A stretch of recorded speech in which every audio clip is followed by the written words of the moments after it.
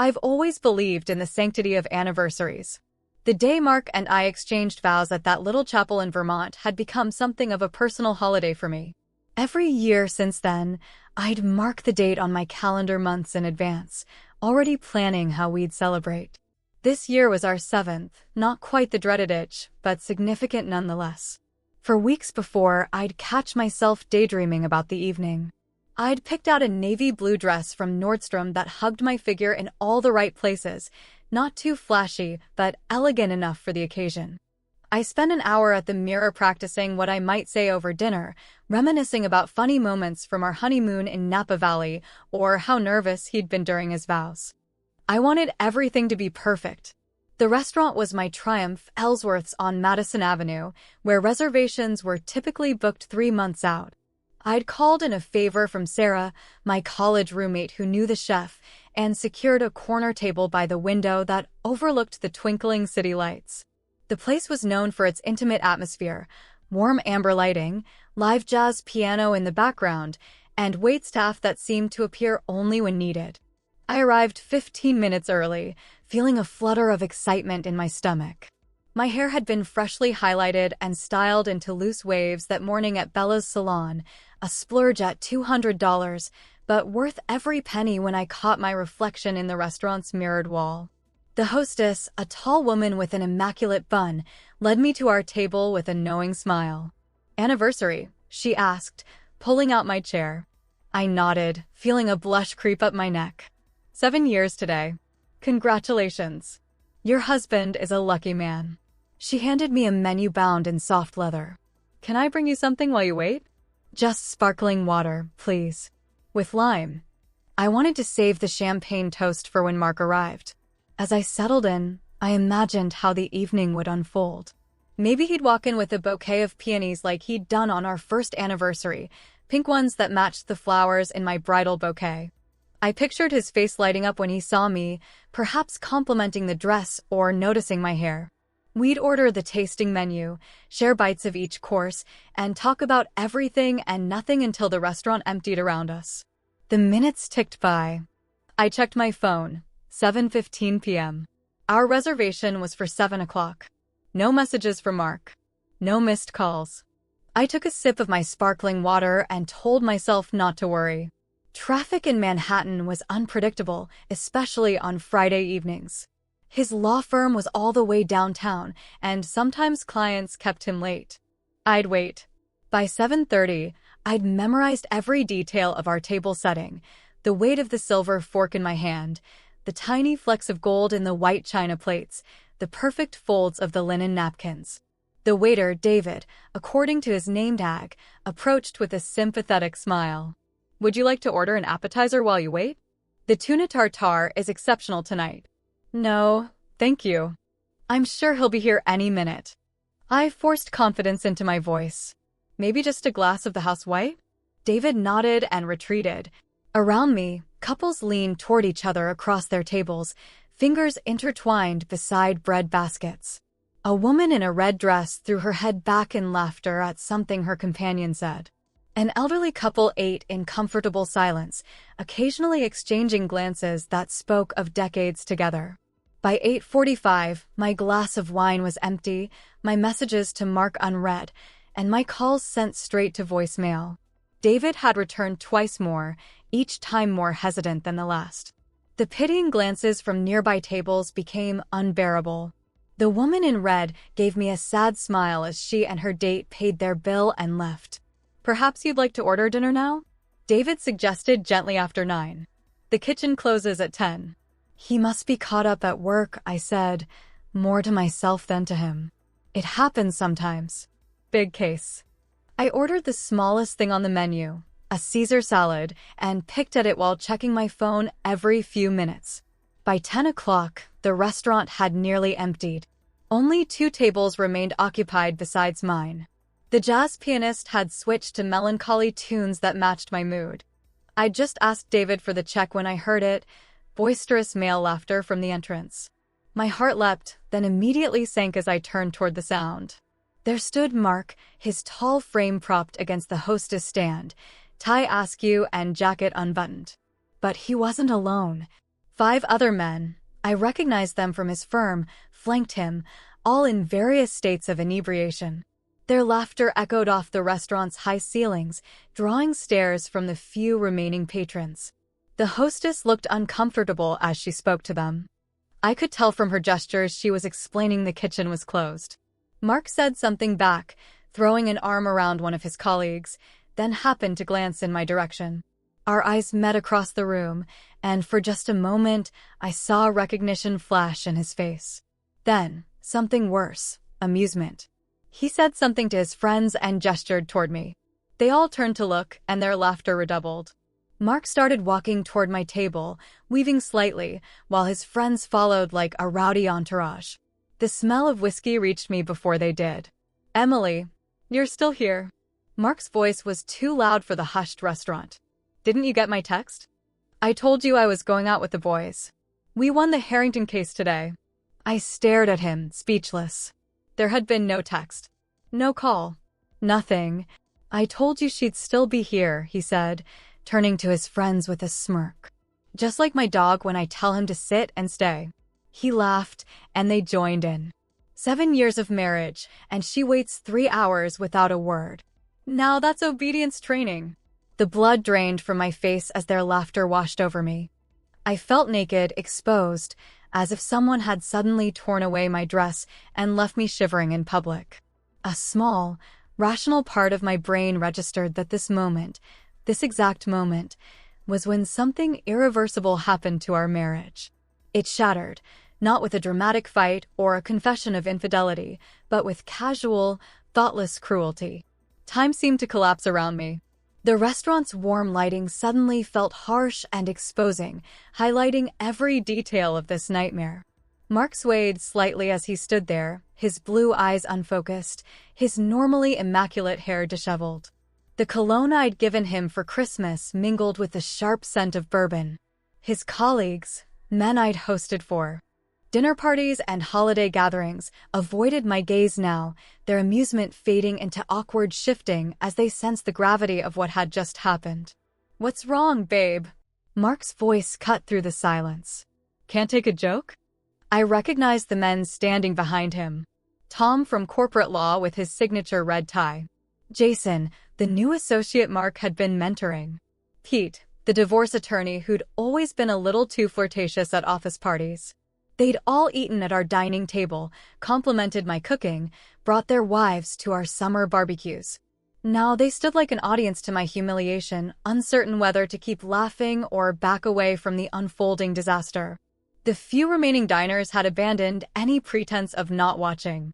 An older couple at a nearby table exchanged whispers, the woman's eyes reflecting sympathy I couldn't bear to acknowledge. A server hovered uncertainly by the kitchen door, menus clutched to his chest like a shield. 7 years, I said quietly, my voice steadier than I expected.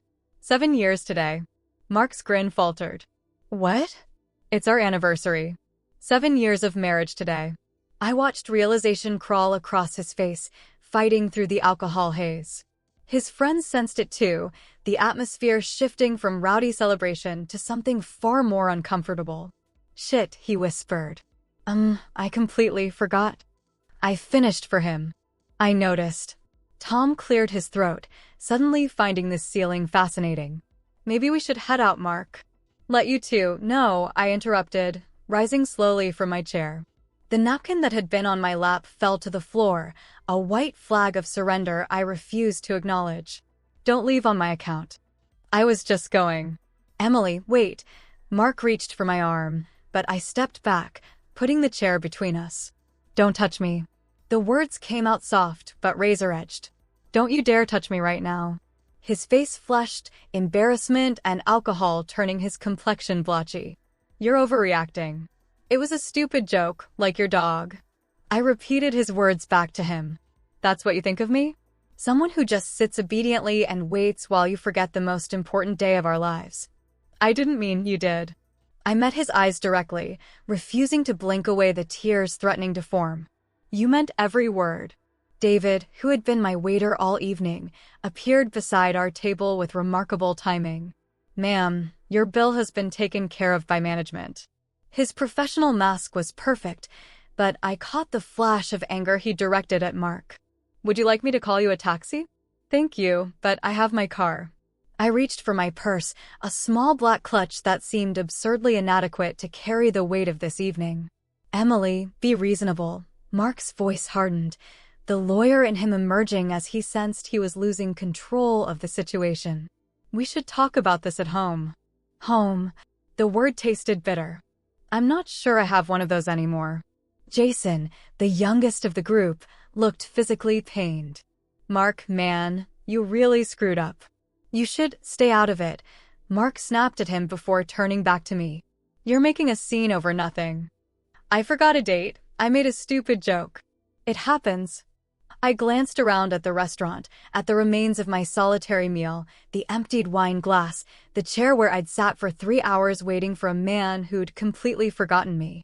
The details seemed to burn themselves into my memory: the tiny burn mark on the tablecloth, the single rose in a crystal vase, the half-melted candle. Everything had been perfect, except for the person who mattered most. "It wasn't just a date, Mark." I kept my voice low, determined not to give the onlookers more of a show than they'd already witnessed. "It was us. What we built. What I thought we were." For a moment, his face softened, and I caught a glimpse of the man I'd married, thoughtful, kind, remorseful. But then Pete clapped a hand on his shoulder and the moment vanished. "Come on, counselor. Let the lady cool off. You can grovel tomorrow when you're sober." Something hardened in me at those words, at the casual assumption that this was just a temporary spat, something that could be fixed with flowers and apologies tomorrow. As if my dignity had a reset button that Mark could press with the right combination of gifts and words.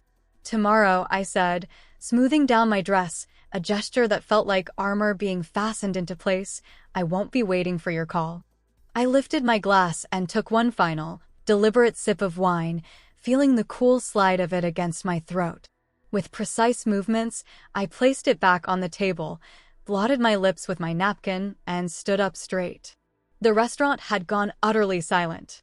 Even the background music seemed to have paused. "Excuse me," I said to no one in particular and everyone at once. With measured steps, I walked past Mark and his friends, past the remaining diners, past the hostess who gave me a small nod of solidarity. My heels clicked against the hardwood floors, a steady rhythm that matched my heartbeat. The night air hit me like a physical force as I stepped outside. April in New York still carried a chill, and I'd left my coat inside. But going back was unthinkable. I'd rather freeze than face that room again. The valet looked up from his phone, his expression shifting to concern as he took in my face. "Are you okay, miss?" The simple question nearly broke my composure. Was I okay? I had no idea. Everything I thought I knew about my life had just been overturned in the most public, humiliating way possible. "I'm fine," I lied automatically. "Just need my car, please." His eyes flicked to the restaurant doors, then back to me. "Of course. Right away." While he jogged to the parking area, I stood under the awning, arms wrapped around myself against the cold. Through the large front windows, I could see Mark arguing with his friends. Pete seemed to be trying to pull him toward the bar, while Jason gestured in my direction. Tom stood awkwardly between them, clearly wishing to be anywhere else. The valet returned with my Audi, handing me the keys with a sympathetic smile. I tipped him generously, perhaps too generously, given the tears that had finally escaped and were now tracking silently down my cheeks. "Thank you," I whispered, sliding into the driver's seat. I sat there for a moment, hands gripping the steering wheel, staring through the windshield without really seeing. 7 years of memories cascaded through my mind. Our wedding day in the countryside, Mark's face when I walked down the aisle, the tiny apartment we'd first shared in Brooklyn, the promotion celebration when he made partner last year. Each memory now tinged with a new question. Had I always been the loyal dog, sitting and staying while he lived his real life elsewhere? I didn't drive home. I couldn't face our brownstone in Chelsea with its perfectly arranged furniture and framed wedding photos on every wall. Instead, I found myself heading north on the FDR Drive, the city lights reflecting on the East River beside me. My phone buzzed repeatedly in my purse, but I ignored it. Whatever excuses Mark was crafting now, Whatever remorse had finally penetrated his alcohol-fogged brain, I wasn't ready to hear it. Eventually, I pulled into a 24-hour parking garage near Central Park. The attendant barely glanced at me as he handed over the ticket, just another New Yorker with somewhere to be at midnight. I walked to the nearest bench and sat down, watching late-night joggers and dog walkers pass by under the streetlights. The park felt safer than home right now. I finally reached for my phone. 12 missed calls from Mark. 5 voicemails. 23 text messages. I scrolled through them without reading, watching his desperation escalate from casual, "Hey, where'd you go?" to panicked, "Please call me back." The last one simply read, "I'm sorry. Too little, too late." I opened my banking app instead. We'd merged most of our finances when we married, but kept our credit cards separate, a suggestion from Mark's father that had seemed oddly old-fashioned at the time. Now I was grateful. I checked my own balance first, healthy enough, but mostly tied up in our joint savings. Then I navigated to the secondary card on my account, the premium black card that was technically mine, but that Mark primarily used for client dinners and business trips. The card he'd insisted I keep as a backup for emergencies. Well, this certainly qualified as an emergency. The balance was low. He must have paid it off recently. The credit limit was substantial. More than enough for what I had in mind. A strange calm settled over me as I formulated a plan. Not revenge, exactly. More like restitution. For the hours spent waiting alone tonight. For the times I'd rearranged my schedule to accommodate his career. For the dreams I'd set aside while supporting his. I opened a new tab on my phone and typed flights to Italy. Not Rome or Venice where the tourists flocked, but the Amalfi Coast, a place I'd mentioned wanting to visit on our honeymoon, before Mark had steered us toward Napa Valley instead because it was closer to a conference he needed to attend. The first-class seat cost more than our monthly mortgage payment. I booked it without hesitation, selecting a departure for the following afternoon. Next came the hotel, Il Convento di Amalfi, a converted 13th-century monastery perched on the cliffs above the Mediterranean. The presidential suite was available. I reserved it for 2 weeks.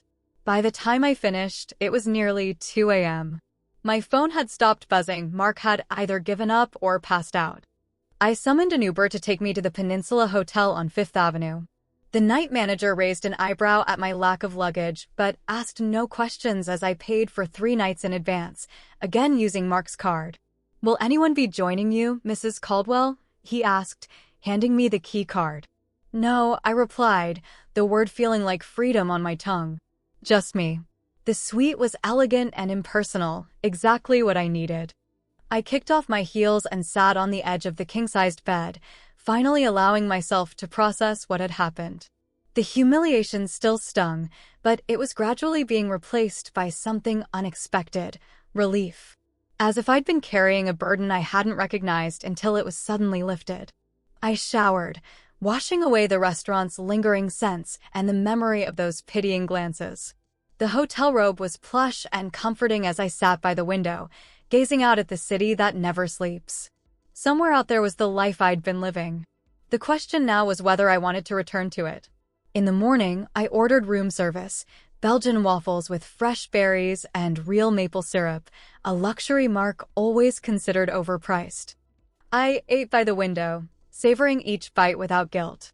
Then I called Lisa, my oldest friend from college days. "I need clothes," I said when she answered, skipping pleasantries. "And my passport from this safe at home. Can you help?" To her credit, Lisa asked no questions over the phone. "Text me what you need. I'll be there in an hour."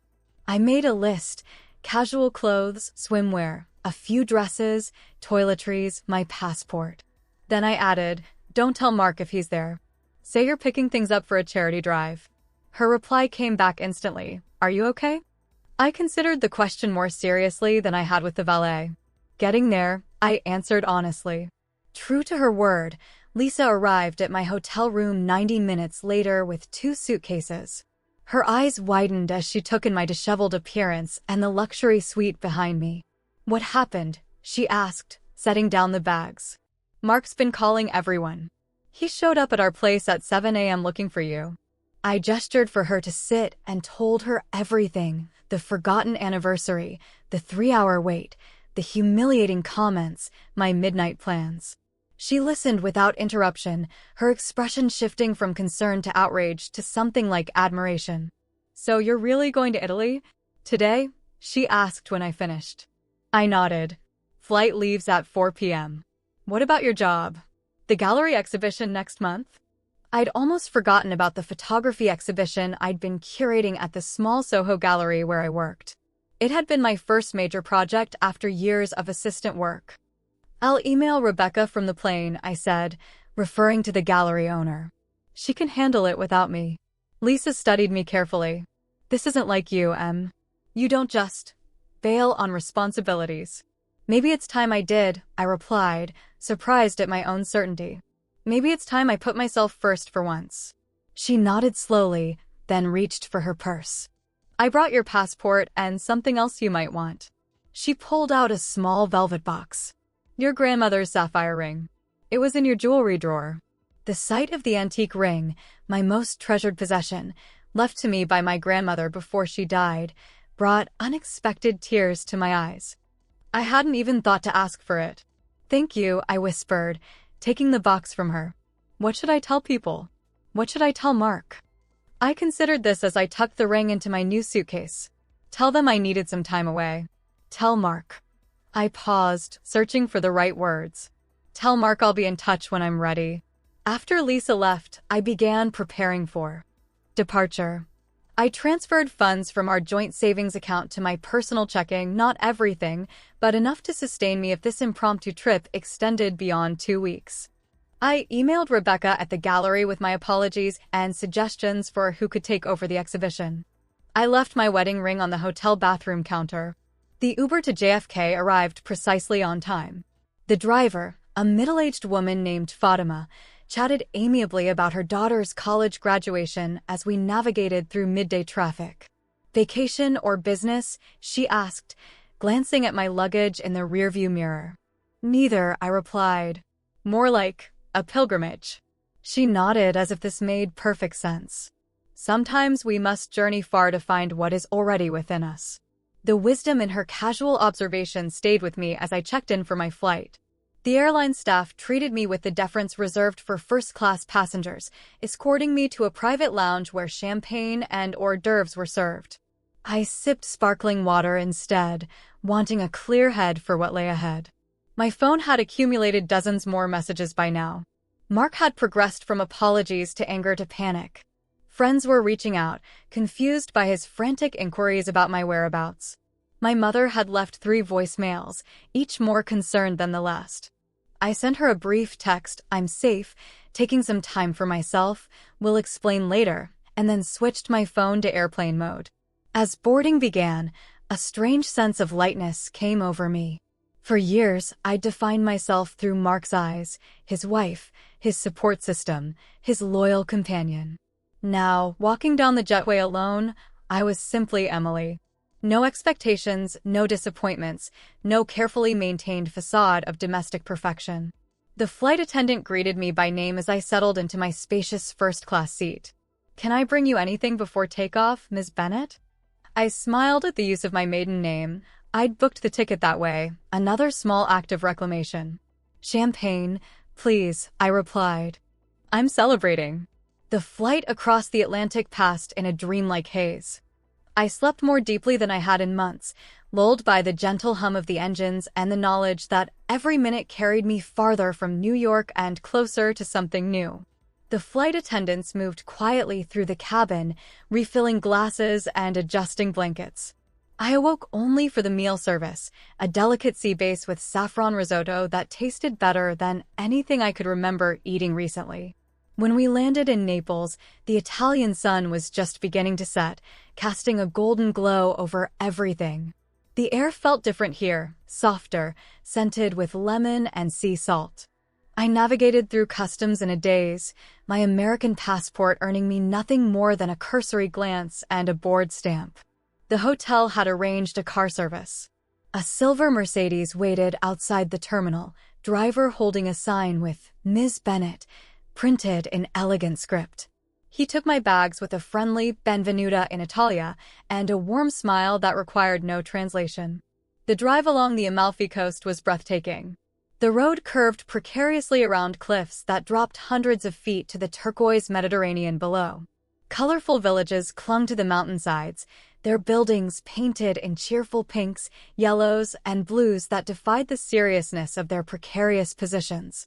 As darkness fell, lights began to twinkle from windows and terraces, reflecting on the water below like fallen stars.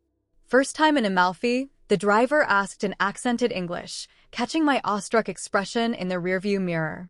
"Yes," I answered. "I've wanted to come for years." "Ah, then you have made a good decision." He gestured toward the coastline with one hand. "This place, it heals the soul." His words struck me as prophetic. Healing was exactly what I needed, though I hadn't fully admitted it to myself until now. Il Convento di Amalfi appeared around a bend in the road like something from a fairy tale. The former monastery sat on a promontory jutting out into the sea, illuminated by subtle lighting that highlighted its ancient stone walls and arched windows. A small army of staff materialized as our car pulled into the circular drive, doormen, bellhops, the concierge, all greeting me with warm "Buonasera" and genuine smiles. The lobby took my breath away, soaring ceilings with original frescoes, marble floors polished to a mirror shine, antique furniture that had witnessed centuries of travelers passing through. The space smelled of beeswax, fresh flowers, and history. "We've been expecting you," Ms. Bennett, the concierge said, a middle-aged man with salt and pepper hair and impeccable English. "I am Antonio. We are honored to welcome you to Il Convento." He personally escorted me to the presidential suite, pointing out features of the hotel along the way: the 13th-century chapel now converted to a wine cellar, the former refectory now a Michelin-starred restaurant, the cloistered gardens where monks had once grown medicinal herbs. The monastery was abandoned in the 1800s, he explained as we ascended in a glass elevator that offered panoramic views of the coastline. It sat empty for decades until the Ricci family purchased it in the 1950s. 3 generations have worked to restore it to what you see today. The presidential suite occupied what had once been the abbot's quarters, with a private terrace that wrapped around 2 sides of the building. Antonio swung open the double doors with a flourish, revealing a space that managed to be both historic and luxuriously modern. "The original stone walls and ceiling beams have been preserved," he noted, "but we have added certain comforts." Those comforts included a king-sized bed with linens so fine they felt like water against my fingertips, a bathroom larger than our entire master bedroom in New York, with a sunken marble tub positioned before a wall of glass overlooking the sea, and a living area with furniture that invited lounging and contemplation. "Will there be anything else you require tonight?" Antonio asked, after explaining the various amenities and services available. I glanced around the spectacular space, then back at the kindly concierge. "Could I have a bottle of champagne sent up? And perhaps some light food?" "Of course." I took the liberty of preparing a small welcome basket with local specialties. He gestured to a table by the window where I now noticed a wicker hamper. "Inside you'll find fresh bread from our bakery, local cheeses, prosciutto di Parma, olives, and our house-made limoncello. But I will send up champagne immediately. Do you have a preference?" "Whatever you recommend," I said, suddenly feeling the weight of the day's travels. "Dom Perignon Rose, I think. For celebration." His eyes twinkled knowingly, and I wondered what story he had constructed in his mind about my solitary arrival in this romantically charged setting. When he left, I stepped onto the terrace and let the sea breeze wash over me. The moon had risen, casting a silver pathway across the dark water. Below, waves crashed against the cliffs in a rhythm as ancient as the building itself. In the distance, fishing boats bobbed with their lights glowing like fireflies. I sank into a cushioned lounger and gazed up at the stars, so much brighter here than in New York's light-polluted skies. For the first time since leaving the restaurant, I allowed myself to fully feel the enormity of what had happened, what I had done. I'd walked out on my marriage. I'd fled the country. I'd spent thousands of dollars on this impulsive escape. Strangely, I felt no regret. Only a profound sense of rightness, as if I'd been sleepwalking for years and had finally awakened. A discreet knock announced the arrival of the champagne. A young waiter wheeled in a silver ice bucket and expertly opened the bottle with barely a sound. He poured a single flute, bowed slightly, and withdrew. I carried the champagne back to the terrace and raised it in a silent toast to the moon, to the sea, to myself. The first sip was pure transcendence, tiny bubbles dancing on my tongue, the flavor both crisp and complex. My phone vibrated in my purse, which I'd abandoned on a nearby chair. I pulled it out, seeing Mark's name flashing on the screen for what must have been the 30th time that day. For a moment, I considered answering, imagined his panic when he realized I'd left the country, pictured his face when he discovered the charges on his credit card. Instead, I silenced the device and set it face down on the table. Tomorrow would be soon enough for confrontations. Tonight was for me alone. I explored the welcome basket, sampling cheese that crumbled perfectly on crusty bread, olives that burst with brine and sunshine, and limoncello that tasted like distilled Italian summer. I ate standing at the terrace railing, watching distant lights from hillside villages and feeling the gentle vibration of waves crashing far below. Later, I filled the enormous tub with steaming water and bath salts that smelled of lavender and rosemary. As I sank into the warmth, gazing out at the moonlit Mediterranean, I felt my muscles begin to release tension I hadn't even realized I was carrying. Years of accommodations, compromises, and silent disappointments seemed to dissolve in the fragrant water. I thought about the woman I'd been before Mark, the aspiring photographer with dreams of gallery shows and international assignments. The woman who'd backpacked through Europe after college, who'd stayed up all night discussing philosophy with strangers in Parisian cafes, who'd treasured her independence as fiercely as her creativity. Somewhere along the way, that woman had faded into the background. She'd become Mark's wife, the perfect hostess for his work functions, the supportive partner who understood when he canceled plans because a client needed him. She'd set aside her camera in favor of curating other people's work at the gallery, a more stable career, Mark had reasoned, more compatible with his rising status at the firm. But here, naked in this ancient monastery turned luxury hotel, with the taste of champagne still on my lips and the sound of the sea filling my ears, I felt her stirring again. Not dead, just dormant. Waiting. I closed my eyes and imagined the coming days spreading before me like blank canvas. No obligations. No expectations. No one to please but myself. Hello again, I whispered to my reflection in the water's surface. I've missed you. I spent my first 2 days in Amalfi in blissful isolation. I slept until the sun was high, ordered elaborate breakfasts to my terrace, and spent hours reading novels from the hotel's library in a lounge chair by the infinity pool. I spoke to no one beyond the staff, whose discreet attentiveness made me feel simultaneously invisible and thoroughly cared for.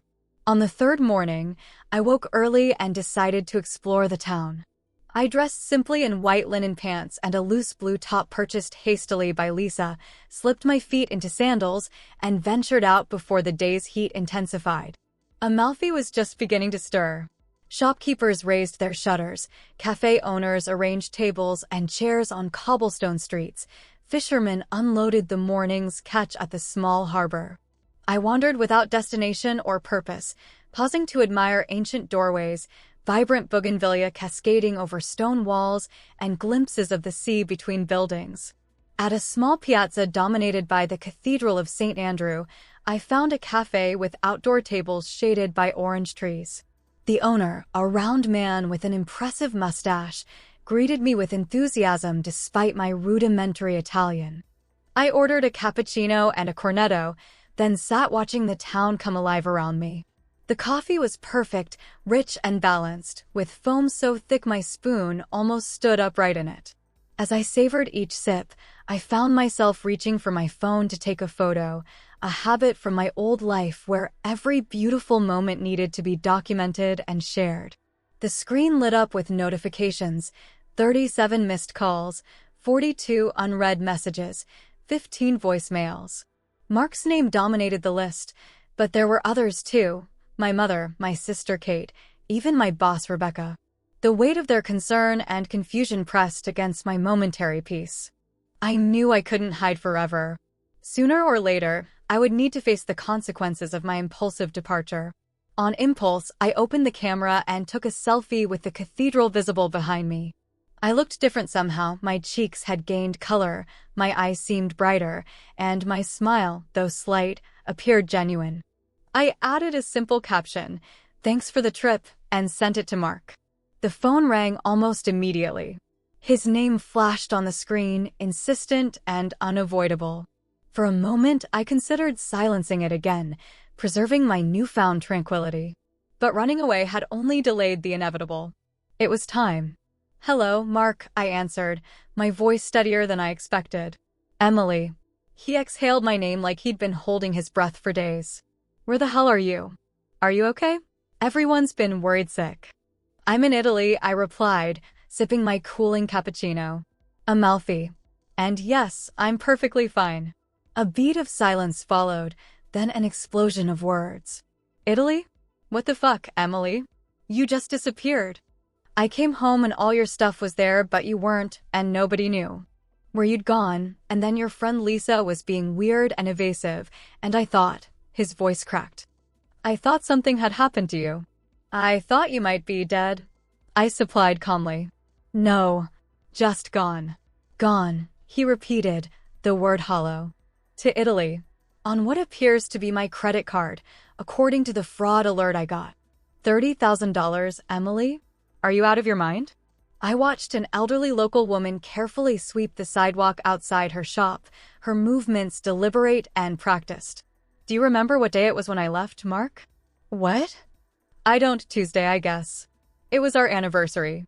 7 years." Another silence, heavier this time. When he spoke again, his voice had changed, softened with guilt. I know I screwed up. The thing at the restaurant, I was drunk. The guys had been buying rounds all night after we won the case. I didn't mean what I said. About me being like your dog?" I kept my tone neutral, though the words still stung. "Sitting obediently, waiting for you to remember I exist?" I was an idiot. It was a terrible joke. I've been sick about it ever since. I believed him. Mark wasn't a cruel person by nature. Selfish sometimes, thoughtless often, but not deliberately hurtful. And yet, would you have said it if you didn't believe it on some level? I asked quietly. The question hung between us, stretching across an ocean and the ruins of what I'd thought was a solid marriage. His hesitation was answer enough. "Emily, please," he finally said. "Come home. We can talk about this. We can fix it. Whatever's wrong, we can work through it together." "That's just it, Mark. I'm not sure I want to fix it anymore." I watched a young couple at a nearby table feeding each other bites of pastry, their faces glowing with the particular light of new love. "I think I've been unhappy for a long time without realizing it. Because of one forgotten anniversary?" His lawyer voice was emerging, the one he used to reduce complex emotional situations to manageable, dismissible points. "Because of one stupid comment? That's not rational, Em. It wasn't just the anniversary." I paused, organizing thoughts that had been forming since that night at the restaurant. It was what the anniversary represented. 7 years of me putting your needs first. 7 years of me giving up pieces of myself to fit into your life. 7 years of sitting and staying like a good dog. That's not fair. His voice hardened. "I've supported you. I've given you everything you wanted. Have you? Did I want to give up photography? Did I want to become a professional hostess for your firm's events? Did I want to spend holidays with your parents instead of mine because your father doesn't like to travel?" Another silence. I could almost see him pacing our kitchen, running a hand through his hair the way he did when arguments weren't proceeding according to his mental script. "I didn't force you to do any of those things," he finally said. "You agreed to them." "I did," I acknowledged. "Because I loved you and thought compromise meant always being the one to give in. But that's not compromise, Mark. That's surrender." A pigeon landed on my table, eyeing the remains of my cornetto. I broke off a small piece and tossed it to the cobblestones, watching the bird hop down to retrieve it. "So what now?" Mark asked, defeat creeping into his voice. "You're just going to stay in Italy indefinitely?" Spending my money on luxury hotels and, what? Finding yourself. The casual cruelty of his dismissal confirmed what I already knew. Yes, I said simply. That's exactly what I'm going to do. I'm going to stay here as long as I want. I'm going to use your card until I've paid myself back for everything I gave up. And when I come home, it won't be to you. It will be to start divorce proceedings. Divorce? He sounded genuinely shocked, as if he'd expected me to eventually come to my senses and return to my designated place in his life. Emily, you can't be serious. This is insane. Is it? Because it's the most sane I've felt in years. I signaled to the cafe owner for the check. I have to go now. Wait. Panic edged his voice. At least tell me where you're staying. Give me a number to reach you in an emergency. You have my cell. I dropped a few euros on the table and stood. But I won't be answering it for a while. I need space, Mark. Real space, not the kind where you call every hour to check if I've calmed down yet. And what am I supposed to tell people? What about your family? Your mother's been calling me every day. I hadn't considered how my disappearance would affect others beyond Mark. A twinge of guilt tugged at me. I'll call my mother today, I conceded. As for everyone else, tell them whatever you want. Tell them I needed a break. Tell them I'm on a sabbatical. Or tell them the truth, that you compared me to a trained dog in front of your friends, and I decided I deserved better. I could hear his breathing, uneven and frustrated. When he spoke again, his tone had changed completely, cool, controlled, the voice he used in courtroom battles. You know this won't hold up legally, right? You can't just take my credit card and spend tens of thousands of dollars on a temper tantrum. That's financial fraud, Emily. I could press charges. The threat should have frightened me. Instead, it hardened my resolve. Go ahead, I replied evenly. Explain to a judge how your wife of 7 years used the card you gave her, the one with her name on it that she's been authorized to use throughout your marriage, while on a trip you clearly approved since you didn't report it stolen until now. I'm sure that will go well for you. Emily, goodbye, Mark. I ended the call before he could respond, slipping the phone back into my purse with hands that trembled slightly from adrenaline. The cafe owner approached with a concerned expression. Tutto bene, signora? He asked gently. Everything okay? I smiled at him, feeling lighter than I had in days.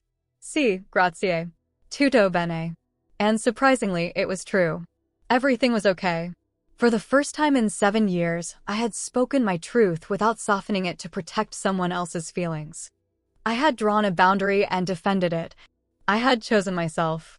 As I walked back toward the hotel, my phone buzzed with an incoming text. I expected more pleading from Mark, but instead saw my mother's name. I had promised to call her, and I would, but not yet.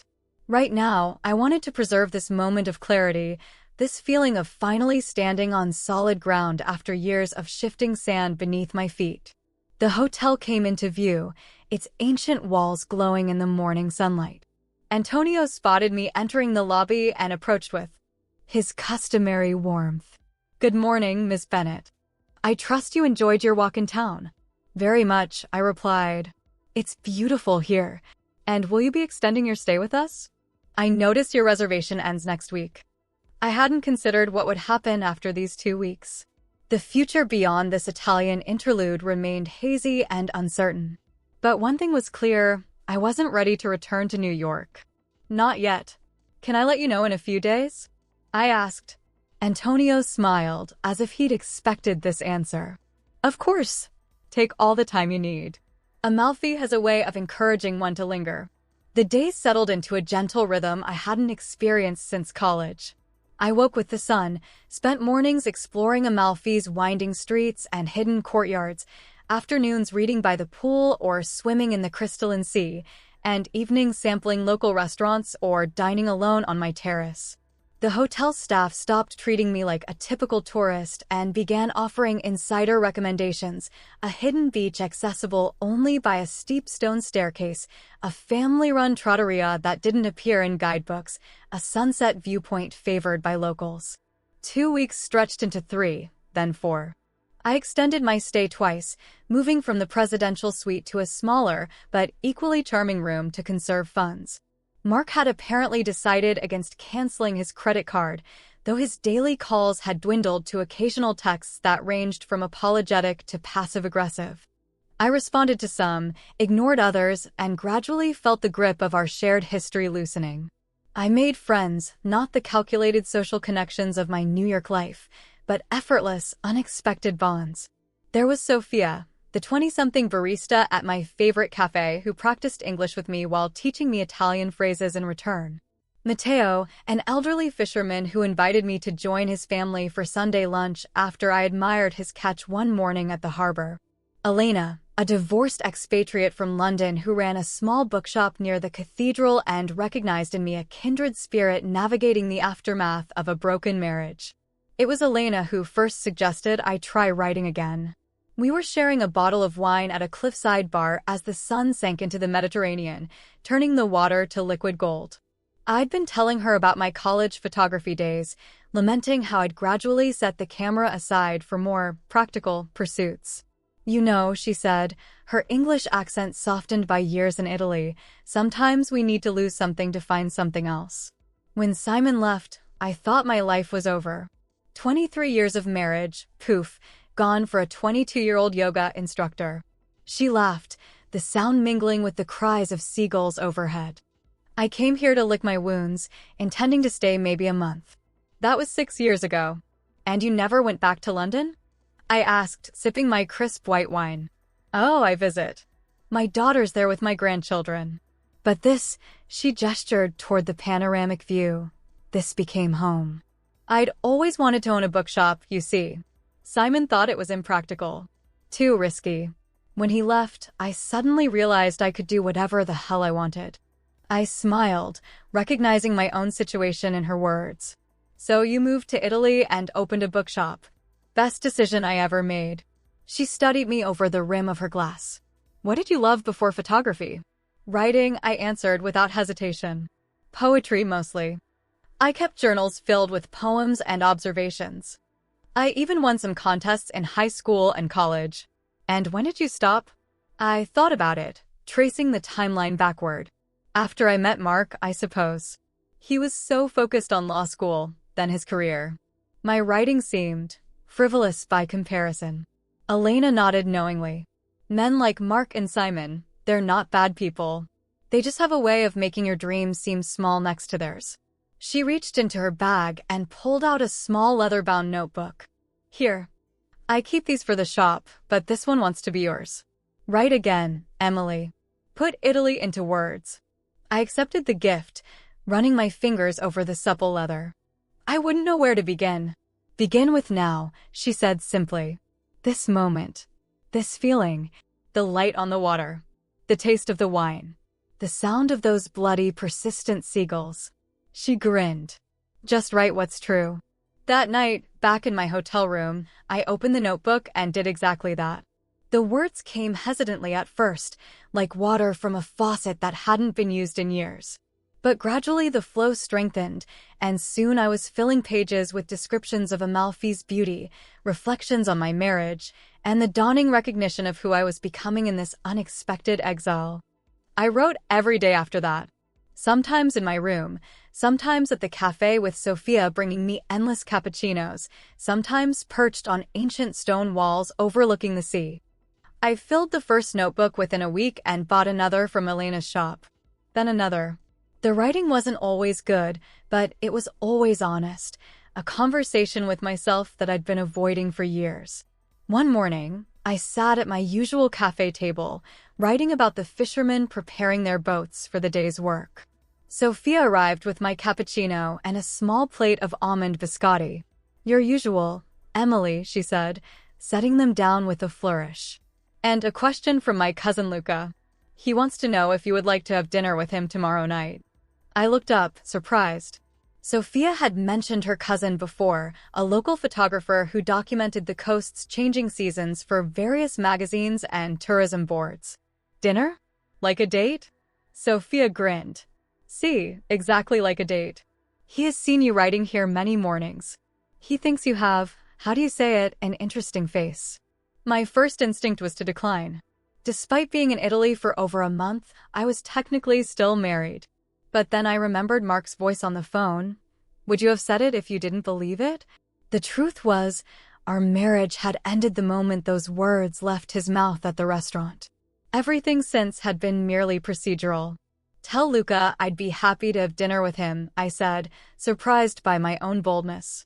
But just as friends. I'm not ready for anything more.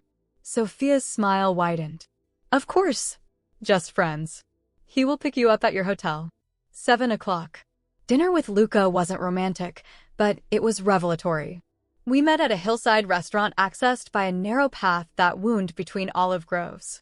He was tall and lean, with sun-weathered skin and expressive hands that gestured continuously as he spoke about his photography. Unlike Mark, who discussed his work as if delivering closing arguments to a jury, Luca talked about light and shadow, about capturing the essence of a place rather than just its appearance. Every photograph is a kind of poetry, he said in accented English, breaking off a piece of bread to soak up the last of his seafood broth. It says, look here, see this moment that will never come again. I found myself telling him about my own abandoned photography, the camera that gathered dust on a shelf in our New York apartment, the creative spark that had dimmed over years of practicality. But why did you stop? He asked, genuinely puzzled. If you loved it? I shrugged, uncertain how to explain the gradual surrender of my passion. It wasn't deliberate. Life just happened. My husband's career. Our social obligations. The gallery job that paid our bills. Luca shook his head, a lock of dark hair falling across his forehead. This is the American way, I think. To put aside the things that feed your soul for the things that fill your bank account. He leaned forward, his expression earnest. Here in Italy, we understand that beauty and creativity are not luxuries. They are necessities. The next day, he arrived at my hotel with a camera, not the professional equipment he used for work, but a simple digital model that fit in one hand. For you, he said, pressing it into my palm. Until you can retrieve your own. It's an old one of mine, but it works well. I protested, but he insisted. Consider it on loan. When you go back to New York, you can mail it to me. But while you are here, you should capture what you see. Your perspective is unique. With Luca's camera and Elena's notebooks, I developed a new ritual. Each morning, I would walk through Amalfi or venture to neighboring villages like Ravello and Positano, photographing whatever caught my eye, a cat sleeping in a patch of sunlight, fishermen mending nets, lemon groves terraced into impossible slopes. In the afternoons, I would write about what I'd seen, connecting images to emotions, observations to insights. I began to recognize the woman emerging from these creative exercises. She was thoughtful but not fearful, independent but not isolated, strong but not hardened. She was, I realized with a start, the person I'd been before my identity had become entangled with Mark's. One evening in my 6th week in Italy, I sat on my hotel terrace watching the sunset. My phone lit up with a text from Mark, the first in days. It contained only a link to a document. When I opened it, I found divorce papers already completed with his information, awaiting only my signature. Strangely, I felt no sadness, only a peaceful certainty that this was right. I'd already consulted with an Italian attorney Elena had recommended, learning my options and preparing for this eventuality. Mark's approach, efficient, impersonal, controlled, was so characteristic that it almost made me smile. Even in ending our marriage, he needed to be the one setting the terms. I closed the document without responding and instead opened my newest notebook. On a fresh page, I wrote a single line. Today, I received my freedom in the form of a legal document. Then I set the pen down, picked up Luca's camera, and photographed the sunset, not the picturesque horizon where sky met sea, but the golden light as it played across my handwritten words. The next morning, I woke with a sense of purpose I hadn't felt in years. Over breakfast on my terrace, I composed a long email to Rebecca at the gallery, not apologizing for my absence, but proposing a new exhibition. A collection of photographs and accompanying text documenting the Amalfi Coast through the eyes of someone seeing it for the first time. To my surprise, she responded within hours, enthusiastic about the concept and offering the gallery's small back room for the show if I could deliver the material within 3 months. I forwarded the exchange to Elena when I stopped by her bookshop that afternoon. She read it on her phone, then looked up with a broad smile. "You're staying, then?" she asked. "Not permanently," I replied, running my fingers along the spines of used books arranged on a weathered shelf. "But longer than I planned. I need to go back to New York eventually to sort out the divorce and my apartment. But then I'll return. I've found something here I didn't even know I was looking for." Elena nodded, understanding without explanation. "You found yourself, darling. Quite the souvenir to bring back from Italy." 2 days later, I mailed my signed divorce papers to Mark's office address rather than our home. I included no note, no explanation, no recriminations. Our story had already been written to its conclusion. Now I was starting a new one, with blank pages stretching before me like the endless blue of the Mediterranean. That evening, I walked down to the harbor where fishing boats were returning with the day's catch. The western sky blazed with color, orange and pink and deepening purple. I raised Luca's camera and focused not on the spectacular sunset itself, but on its reflection in the calm harbor waters, beauty doubled, fragmented by gentle ripples, but no less real for being a reflection. "Bellissima," a voice said beside me. I turned to find Matteo, the elderly fisherman, admiring the scene alongside me. "Beautiful evening." "Yes," I agreed, lowering the camera. "Perfect." He studied me with eyes crinkled from decades of sun and sea spray. "You look different from when you first came to Amalfi," he observed in his halting English. "Less." He searched for the word, then shrugged and tapped his chest. "Less heavy here." I smiled, touched by his perception. "I feel lighter," I admitted. He nodded as if this confirmed something he already knew. "Italy is good for the heart," he said simply. Then, with a small wave, he continued toward his waiting boat. I stayed until the last light faded from the sky and stars began to appear. 7 weeks ago, I had sat alone in a New York restaurant, waiting for a man who saw me as an accessory to his life rather than a partner in it. Tonight, I stood alone on an Italian harbor, but the solitude felt entirely different, chosen rather than imposed, rich with possibility rather than heavy with rejection. Tomorrow, I would write again. I would photograph the morning light on ancient stone walls. I would practice my Italian with Sophia and browse new arrivals at Elena's bookshop. I would begin planning my exhibition, transforming pain into creativity, loss into renewal. Someday, I would return to New York, not as Mark's wife or the woman who fled her marriage, but as Emily Bennett, photographer, writer, creator of her own life. And if anyone asked what happened, I would simply say, on our anniversary, he showed me who he thought I was. So I left to discover who I actually am.